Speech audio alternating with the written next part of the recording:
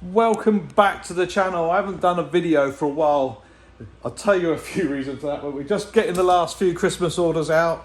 But yes, believe it or not, all the stupid stuff I do with the monster truck and that, and I don't really hurt myself, and I actually hurt my back, and I've been really sore with my back, and I did it by cleaning a toilet. Of all the stupid things you could do.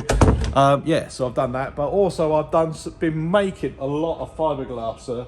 Got a couple of fiberglass bodies here. There's another body inside that, so I've made an F350 and another Chevy C10 and another set of body panels for my trucks. I've been doing a lot of fiberglassing, but it's been absolutely freezing here in the UK for about just over a week.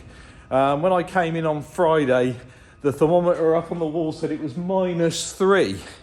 And I've come in this morning, so it's Monday this morning, and it is 11 degrees. So that's a hell of a change. But what happens in my workshop, when the heat changes so quickly, everything gets wet. So if you look at the side of the trailer, the doors, even the monster truck, it just gets so much condensation in here. It clears fairly quick. But yeah, have a look at this. So the Swamp Thing is, look, the engine is absolutely wringing wet. It was bone dry on Friday when we left. Coming today, everything is wet. The floor's wet, the truck's wet, even inside, even the inside the trailer, that's dry in there. But anything where there's metal, it is wet. But what we're going to be doing today, and this time in this video, is we're actually taking out the engine of Swamp Thing, and that's going to go away to get refreshed at my friend Zane Llewellyn at Zane Tech. So he's doing that. Also, we got to fix the gearbox. The last time we was out with the monster truck at Flame and Thunder, we broke the torque converter bolts that go through the flex plate into the torque converter, and it's messed up the flex plate as well. Might have messed up the torque converter. So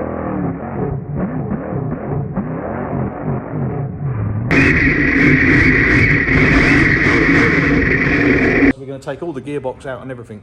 So basically what we're up to now is we're going to strip the truck down to more or less a bare chassis. I might leave the cab on at the moment because physically I haven't got anywhere to put it at the moment, because it normally goes up there where that one is, because the mould's not normally built up, the mould's sectional. Yeah, I'll probably take all the bed sides off and work on it like that. But yeah, so let's start getting the engine out on Swamp Thing. So we're at the stage now where I'm going to start to take off the bodywork. So on the monster truck, on this, it's just a fiberglass skin, and I've loosened the bolts off, so it's actually unbolted, but the way it's held on there, so it's got two bolts in the top at either end. Okay, I'll start that again because the compressor went off. So on the monster truck, the bodywork is fiberglass, it's just held on there to give it a shape. So mine's got 2 bolts at the front, 2 bolts at the back, and it's bolted down the tailgate, and it's unbolted at the moment, so you can just physically, carefully just lift it off, and then you can get to work on the monster truck. So here is a quick update of where we are. So I've removed the radiator from there, just to give me a lot more room, because I have to get in and take everything off here. So I've still got the water pipe on this bit. That's where the water pump is down there. So it's got a transfer pipe, because it actually the radiator comes out from here and goes across. So I've taken all that out. Next thing we got to do is we got to put a breaker bar in here so we can spin the engine over, because we can actually turn this over, which turns the engine over. Because the next thing we got to do is to take out the starter motor, which is under there. I'm going to take this plate off because it makes it a little bit easier to see what you're doing. So yes, the next thing we've got to do is take out the starter motor, so then we can undo the torque converter bolts, which are behind here. Okay, so we've got the breaker bar in the top of the supercharger, into the top pulley, and it's got a 1/2 inch drive, so just a little extension fits in there. So if you move this up and down, it turns the engine over, and you can see the bolt there. So if we turn the breaker bar at the top, it spins the bolt. Everything is absolutely soaking wet with the condensation. I can't believe how much temperature changes. It's made everything absolutely soaking wet. I keep having to dry my hands to work on the truck. But yeah, let's get these final bolts out, and then we can take off the supercharger, because we need that to turn it over at the moment, and we can take off the exhaust and the top of the engine, and then we can get further to getting it out. A great success! Okay, so I started stripping down the engine and we've already got a major problem. Oh no, what happened? I'll take you around there and show you what it is. You can't normally see it because the water line, the water system goes over the top of it. So, just kick that. So that's the rocker covers. Normally along here you got the water system that runs along the back of it, so you can't normally see that. So I took the water system off. There's a hole which shouldn't be there. Okay, so what's caused the hole? So I've unloosened the rocker cover. I've already had a look in it. Put that on the floor. So the rockers should look like this all the way down until you get to this one, and you can see, well, that one is not connected, but this one, it's actually snapped the cylinder head. So the bolt is still in there, but the cylinder head has let go. This one here, the cylinder head is still there, but it's ripped the threads out of it. And also in here, this should be up a lot further. These are the push rods that connect onto the back of the rockers. So that one is dropped down, so it's not connected, but this one should have one in there as well, and that one is completely missing. So for a start, it's definitely a new cylinder head because you cannot repair that. Hopefully the rockers themselves are all right because they're really expensive. But yeah, we got to take off the top now to find out what has gone wrong in here and where's that push rod gone. So the first thing I'm going to do is I'll just put the rocker cover back on just to stop dirt falling in here at the minute, while I take off the supercharger and all of that on the top. Right, now I'm on to the bit I don't like doing because it is really heavy. We're taking off the supercharger with the injection all on the top of it. This is because this is really awkward to get off, so just got to manually lift it up now and then get down and then put it onto the trolley. So can't really remember the best way to lift this thing up.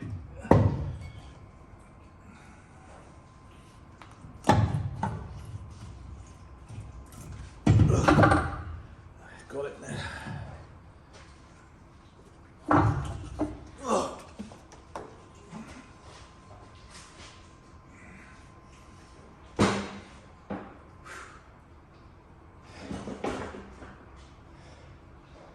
There we go, that's that off. It's going to need a new gasket, but that's quite common. Let's do the next bit.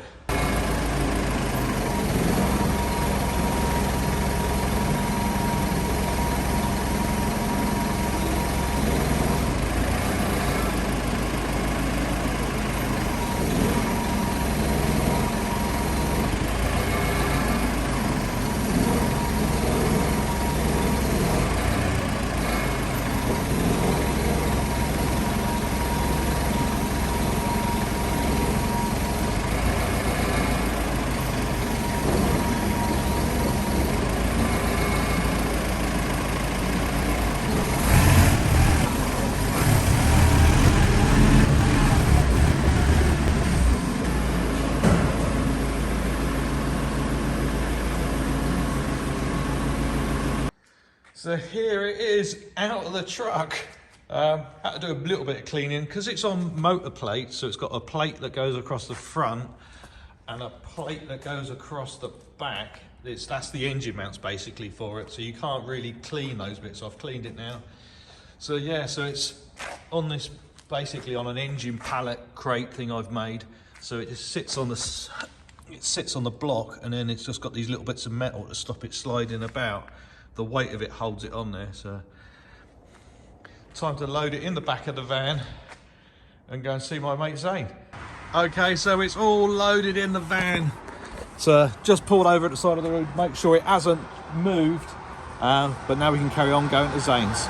Got some really dirty hands. These things, literally I've just taken them off. That one's been on the shelf for a while. So on the top of the monster truck engine we have superchargers. Now a lot of people don't understand what a supercharger is. A lot of people know what a turbo is because they're quite common on cars. So the easiest way to think about it, so a turbocharger is driven off the exhaust gases from the engine. So using the exhaust gases to spin an impeller that produces boost in the engine. And the way these work is not by spinning the exhaust gases, but by connecting the crank to the supercharger with that big belt you see on the engines. And to change the boost pressure, you run different size pulleys. So this one would have more boost than that one because this pulley will be spinning quicker because it's smaller. It's a bit like on a mountain bike. The difference between the top pulley and bottom pulley determines how much boost the engine's getting.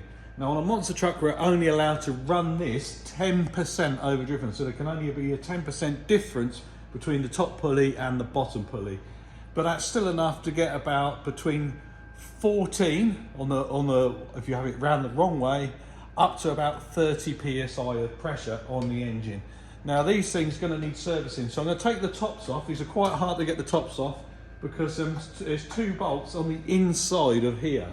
I don't know if you can even see them. You can't even see them in there. Yeah, so there's 2 bolts on the inside there we have to take out, and then there's 2 bolts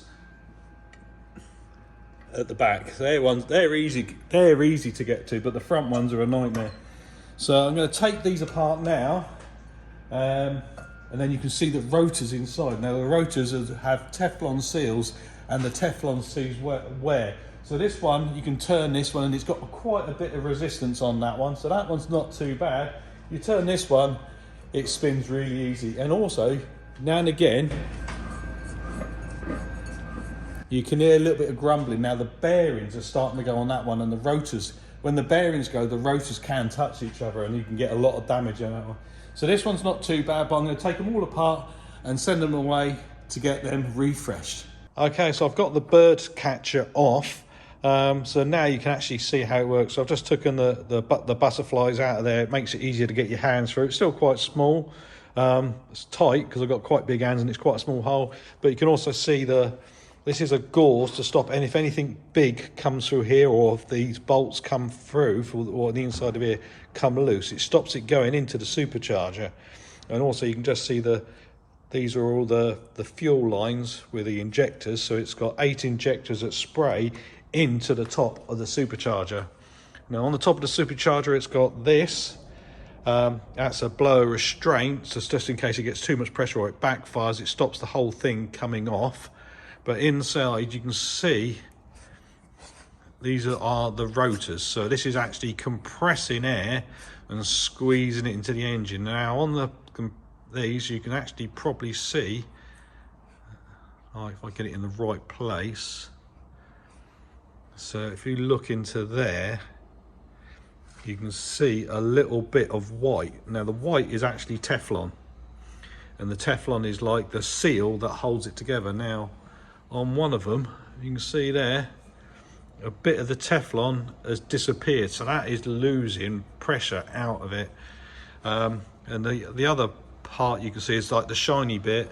That is where the Teflon is sealing against the rotor. So it's going to need some new Teflons in this one. This one isn't that bad.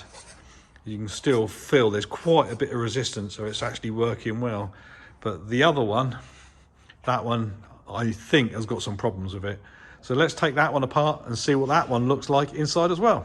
Okay, so I'm on to taking off the second one. This one's a lot easier than this one. This one was held on with Allen key bolts, and this one's on with the multi-sided bolt.